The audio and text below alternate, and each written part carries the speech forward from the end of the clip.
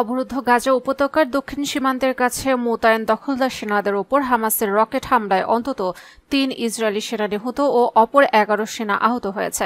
হামাসের সামরিক বাহিনী ইজ্জেদিন আল কাসাম ব্রিগেডের ওই হামলা দায়িত্ব স্বীকার করে বলেছে, তারা রোববার ফারা সীমান্তের কেরেম শেলম ক্রসিং এর কাছে মোতায়েন ইসরায়েলি সেনাদের ওপর এক ঝাঁক স্বল্প পাল্লার ১১৪ মিলিমিটার রাজম রকেট নিক্ষেপ করেছে।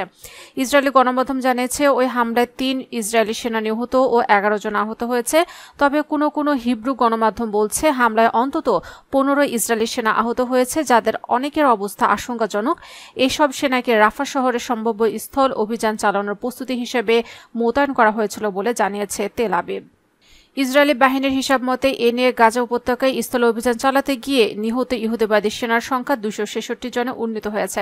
অবশ্য নিহতের প্রকৃত সংখ্যা এর চেয়ে অনেক বেশি বলে ফিলিস্তিনি সূত্রগুলো জানিয়েছে।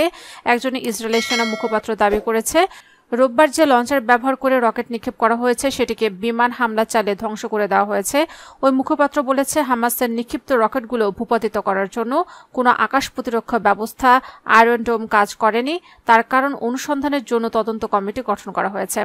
ইজ্জেদিন আল কাসাম ব্রিগেড জানিয়েছে, তাদের রকেটগুলো অত্যন্ত নিচ দিয়ে উড়ে গেছে এবং মাত্র ১৪ সেকেন্ডের মাথায় ইসরায়েলি সেনা অবস্থানে আঘাত এনেছে। এ সময় আয়রন ডোম কাজ না করার পাশাপাশি কোনো সাইরেনও বাজেনি। হামাসের সিনিয়র নেতা ওসমান হামদান বলেন, কেরেম শেলম ক্রসিং এর কাছে গতকালের রকেট হামলায় তার সংগঠনের উচ্চমাত্রার সামরিক প্রস্তুতি প্রদর্শিত হয়েছে এবং রাফা শহরের স্থল অভিযান চালালে তা যে দখলদার সেনাদের জন্য সহজ হবে না সে কথা বুঝিয়ে দেওয়া হয়েছে।